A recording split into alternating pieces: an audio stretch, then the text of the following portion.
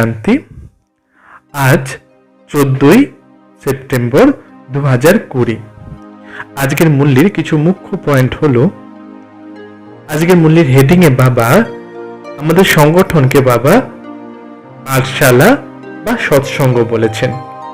আর বাবা বলেছেন বাবা হচ্ছে সৎ বাপ, যার সঙ্গে আমাদের বেড়া পার হয়ে যায়। हेडिंग में बाबा बोलेছেন মিঠে बच्चे तुम अभी सच्ची सच्ची पाठशाला में बैठे हो। আমরা এখন সত্যিকারের পাঠশালাতে বসে আছি। ये सत्संग भी है, এটা একটা সৎসঙ্গ। यहाँ तुम्हें सत बाप का संग मिला है जो पार लगा देता है। এখানে আমাদের সৎ বাবার সঙ্গ পেয়েছি আমরা, যিনি আমাদের বেড়া পার করে দেন। বাবা আমাদের এই কলিযুগী দুনিয়া থেকে পার করে সত্যযুগী দুনিয়াতে নিয়ে যায়। বাবা প্রশ্ন উত্তরে আজ আমাদের যে কর্মের হিসাব কিতাব তার উপরে বলেছেন। প্রশ্নে আছে, हिसाब किताब के खेल में मनुष्य की समझ और तुम्हारी समझ में कौन सा अंतर है। বলছে হিসাব কিতাবের যেটা খেলা, সেতে তাতে মানুষের বোঝার মধ্যে তোমাদের বোঝার মধ্যে কি অন্তর আছে। उत्तर बाबा बोलेছেন मनुष्य समझते हैं ये जो दुख सुख का खेल चलता है ये दुख सुख सब परमात्मा ही देते हैं। বাবা বলছে মনুষ্য আত্মারা ভাবে যে এই যে দুঃখ সুখের খেলা চলছে সেটা স্বয়ং পরমাত্মাই আমাদের দুঃখ আর সুখ দিচ্ছেন। और तुम बच्चे समझते हो कि ये हर एक के कर्मों के हिसाब का खेल है। যারা আমরা বাচ্চারা কি জানি যে এটা প্রত্যেকের যে যার নিজের কর্মের হিসাব কিতাব। बाप किसी को दुख नहीं देते हैं, वो तो आते ही है सुख का रास्ता बताने। বলছে বাবা কখনোই কাউকে দুঃখ দিতে পারে না। এক লৌকিক বাবাও তার বাচ্চাকে কখনো দুঃখ দিতে পারে না, কিন্তু স্বয়ং পরমপিতা পরমাত্মা ইনি কখনো কাউকে তার বাচ্চাকে দুঃখ দিতে পারে না। বাবা আসেই আমাদের সুখের রাস্তা বলে দেওয়ার জন্য। बाप कहते हैं बच्चे मैंने किसी को दुखी नहीं किया है, ये तो तुम्हारे ही कर्मों का फल है। বলছেন বাচ্চারা আমি কখনোই তোমাদের দুঃখ দিতে পারি না, এটা তো তোমাদের কর্মেরই ফল। বাবা আজকে আমাদের যে সংগঠন সেটাকে এক গীতা পাঠশালা বা পাঠশালার সাথে তুলনা করেছেন। বাবা বলছেন এটা এমনই এক পাঠশালা যেখানে বুড়ো বয়স্ক যুবক যুবতী সবাই পড়তে আসে। আর আমাদের এমন পাঠশালা যেখানে আমাদের এম অবজেক্ট আছে, আর অন্য কোনো সৎসঙ্গে কারোরই কোনো এম অবজেক্ট থাকে না। বাবা বলেছেন এই পয়েন্টে যে वास्तव में ये गीता पाठशाला है। पाठशाला में कभी बूढ़े आदि पढ़ते हैं क्या। বলছে এটা হচ্ছে আমাদের গীতা পাঠশালা। আর লৌকিকে যে পাঠশালা থাকে সেখানে কোনো বয়স্ক কি পড়তে আসে। यहाँ तो बूढ़े जवान आदि सब पढ़ते, এখানে বুড়ো বয়স্ক যুবক যুবতী সবাই পড়তে আসে। বেদও কি পাঠশালা নেই কহেंगे, এখানে আমাদের কোনো বেদ শাস্ত্র আদি পড়া হয় না। বাবা বলছে এটা বেদের পাঠশালা বলা হবে না।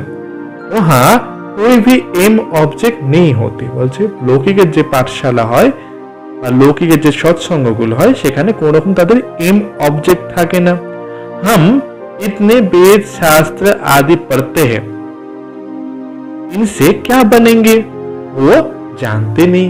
তারা এত বেদ শাস্ত্র আদি পড়ছে কিন্তু তার দ্বারা তারা কি হবে আগে গিয়ে তারা কিছুই জানে না। कोई भी जो सत्संग है एम ऑब्जेक्ट कुछ नहीं होता है। বলছে যতই সৎসঙ্গ আছে না কেন দুনিয়াতে তারই কোনো এম অবজেক্ট হয় না। अब तो उनको सत्संग कहने में भी लज्जा आती। বলছে ওদের সৎসঙ্গ বলতেও লজ্জা আসে। सत तो एक बाप ही है जिसके लिए कहा जाता है संग तारे कुसंग बूढ़े, कुसंग कलयुगी मनुष्य का होता है।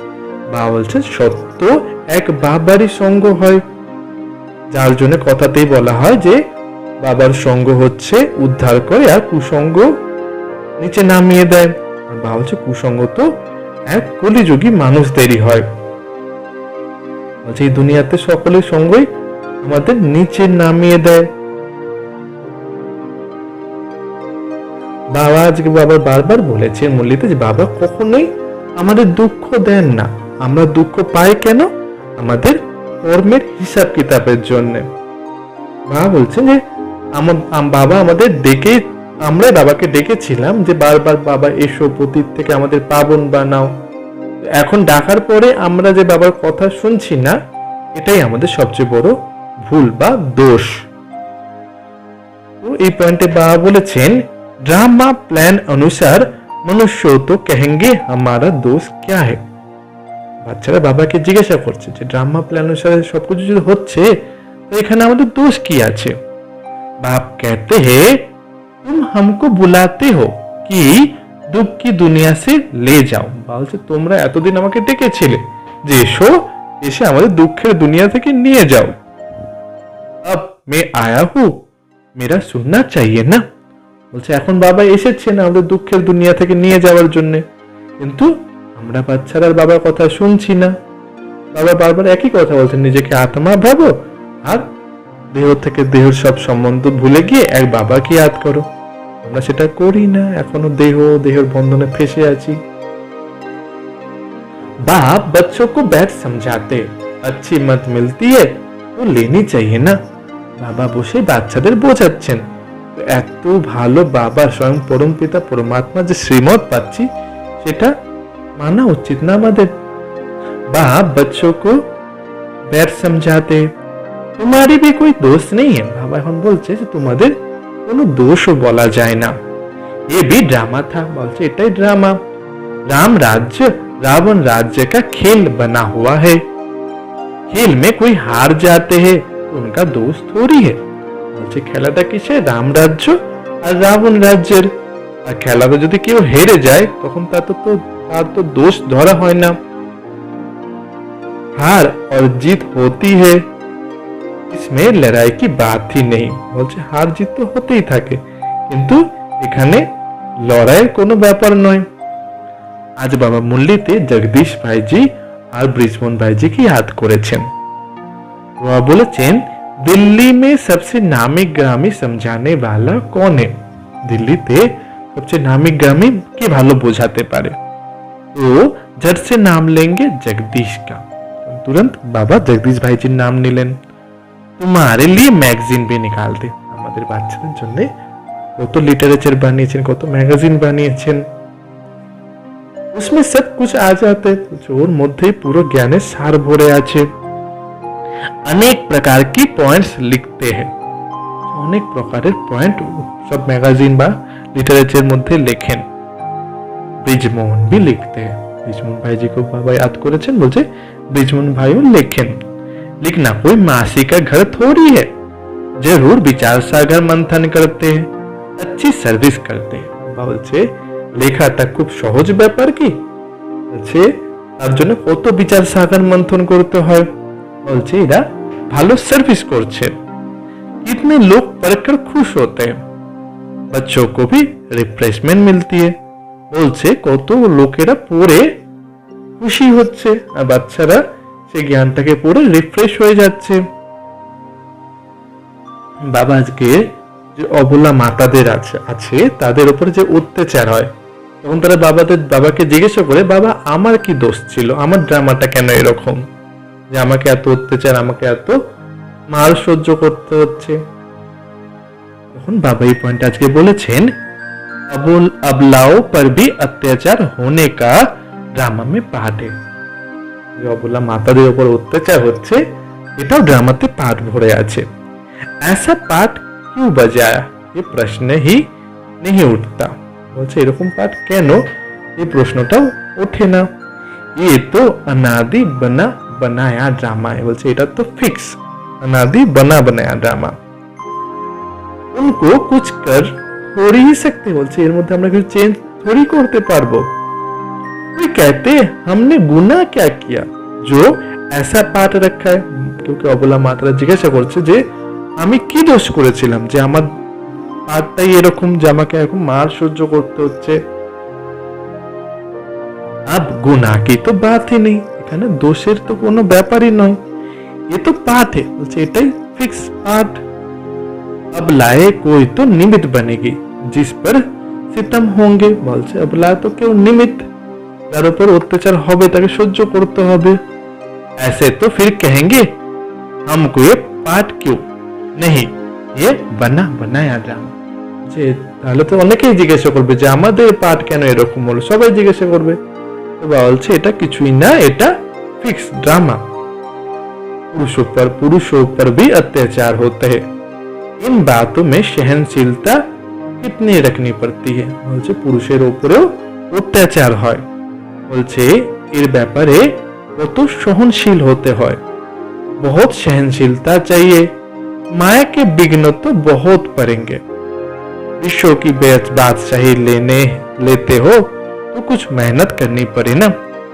বলছে মায়ার বিঘ্ন তো অনেক আসবে আমাদের উপরে। বা বলছেন যে আমরা বিশ্বের বাদশাহী পেতে চলেছি, তার জন্য কিছু তো সহন করতে হবে।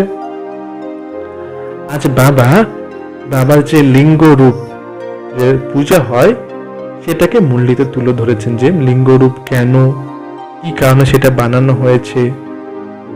বাবা এই পয়েন্টে বলেছেন ও সব তো সমঝতে হে পরমাত্মা लिंग है।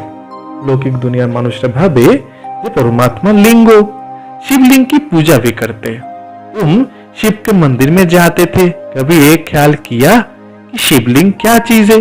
ভাবছে ভক্তিতে সবাই শিবলিঙ্গের পুজো করছে। ভাবছে যখন আমরা ভক্তি মার্গে ছিলাম তখন আমরা কখনোই ভেবেছি যে শিবলিঙ্গটা আসলে কি জিনিস। जरूर ये जड़ है तो चैतन्य भी होगा। বলছে যদি যেমন শিবলিঙ্গের একটা জড় মূর্তি আছে তো নিশ্চয়ই তার চৈতন্য রূপও আছে।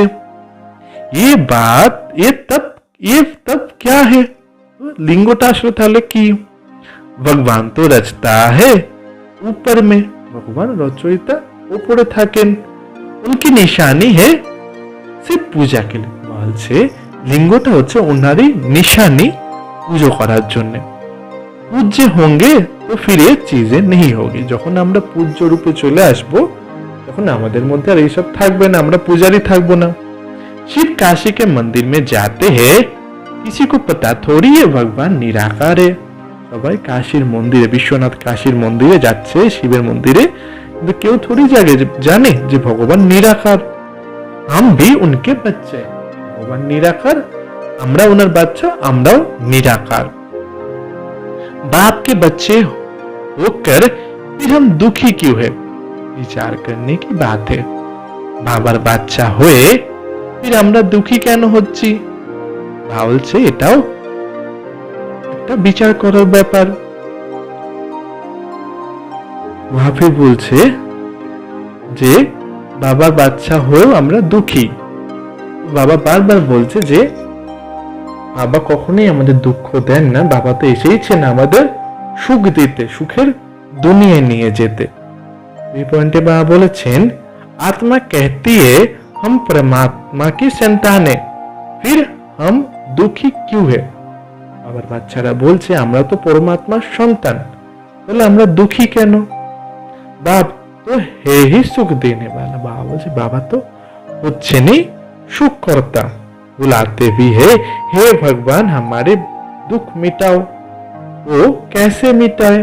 বলছে আমরা তো ভক্তি মার্গে সবসময় ডেকেছিলাম হে ভগবান এসো আমার দুঃখ দূর করো, তো তিনি কিভাবে আমাদের দুঃখ দূর করেন। दुख सुख ये तो अपने कर्मों का हिसाब है। मनुष्य समझते हैं सुख का एवजा सुख, दुख का एवजा दुख परमात्मा ही देते हैं।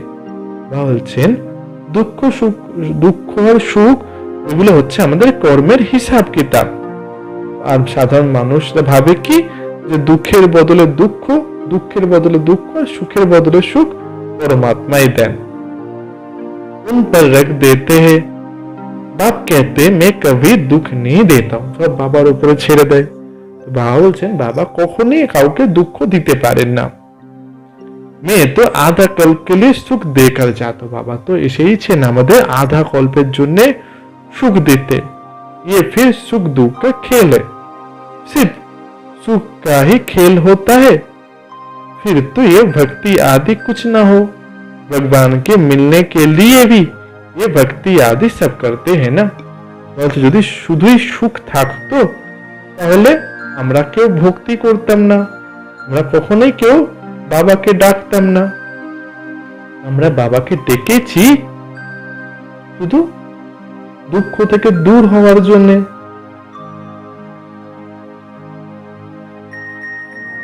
বাবা আজকে ড্রামার জ্ঞানটা তুলে ধরেছেন। বলছে ড্রামাতে আমাদের ভালোভাবে বুঝতে হবে যে বাবা ছাড়া আমাদের এই ড্রামাতে আর কেউ নেই। আর আমাদের ভালো নিজেকে আত্মা ভেবে বাবাকে ইয়াদ করতে হবে। এই পয়েন্টে বাবা বলেছেন इस ड्रामा के राज को समझने में बड़ी विशाल बुद्धि चाहिए। এই ড্রামাটাকে বোঝার জন্য অনেক বিশাল বুদ্ধি চাই। और कुछ समझो और कुछ ना समझो, सिर्फ एक बात बुद्धि में रखो। যদি আর কিছু নাও বুঝতে পারো सिर्फ একটা কথাই বুদ্ধিতে রাখো, एक शिव बाबा दूसरा ना कोई। एक शिव बाबा ছাড়া আমাদের আর কেউ নেই। ये आत्मा ने कहा बाबा हम आपको ही याद करेंगे, ये तो सहज है ना।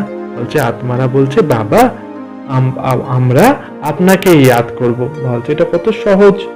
हाथों से कर्म करते रहो और बुद्धि में बाप को याद करते रहो। বলছে হাতে যাই কাজ করো না কেন কিন্তু বুদ্ধিতে সদা যেন বাবার ইয়াদ থাকে। আজকে বাবা বরদানে বলেছেন যে বাবা যেমন কখনোই কারোর কমজোরি দেখেন না বা মনে সেটাকে ধরে রাখেন না, আমরা বাবার বাচ্চারা যারা বরদানে মূরত আত্মা তারা কখনোই কারোর কমজোরি দেখব না। সদা প্রত্যেকের প্রতি রেহেমের ভাবনা রেখে সবাইকে রেহেম দেবো, দিলারাম হয়ে থাকবো, আমরা মাস্টার দিলারাম হব। তো বাবা বরদানে বলেছিলেন बाप समान बरदानी बन हर एक के दिल को आराम देने वाले मास्टर दिलाराम भव।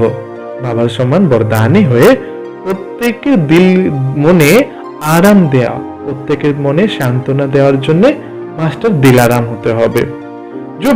जो बाप समान बरदानी मूरत बच्चे हैं वो कभी किसी को कमजोरी वो नहीं देखते। যারা বাবার সমান মাস্টার বরদানি मूरत বাচ্চা তারা কখনোই কারোর কমজোরি দেখবে না। ও सबके ऊपर रहम दिल होते, ও সবার উপরে रहम दिल হবে। जैसे बाप किसी की कमजोरी दिल पर नहीं रखते हैं, ऐसे बरदानी बच्चे भी किसी की कमजोरी दिल में धारण नहीं करते। যেমন বাবা কখনো কারোর কমজোরি মনে ধরে রাখতো না, তেমন বরদানি বাচ্চারাও কখনো কারোর কমজোরি মনের মধ্যে ধারণ করবে না। वो हर एक के दिल को आराम देने वाले मास्टर दिलाराम होते हैं। ওরা প্রত্যেকের মনে শান্তনা, প্রত্যেকের মনকে আরাম দেওয়ার জন্য মাস্টার दिलाराम হবে। इसलिए साथी हो या प्रजा सभी उनका गुणगान करते। बोले সে ভলে আমার সাথী হোক বা প্রজা প্রত্যেকেই তাদের গুণগান করবে। सभी के अंदर से यही आशीर्वाद निकलती है, ये हमारे सदा स्नेही सहयोगी है। প্রত্যেকের মন থেকে এই আশীর্বাদ বের হবে যে ये हमारे सदा स्नेही और সহযোগী। বাবা যে স্লোগানে বলেছিলেন যে বেফিকার বাদশা সেই হবে যে সদা संगम যুগে শ্রেষ্ঠ आत्मा। संगम युग पर श्रेष्ठ आत्मा वो है जो बेफिक्र सदा बेफिक्र बादशाह है। संगम যুগে শ্রেষ্ঠ আত্মা সেই যে সদা বেফিকর বাদশা। আচ্ছা, ওম শান্তি।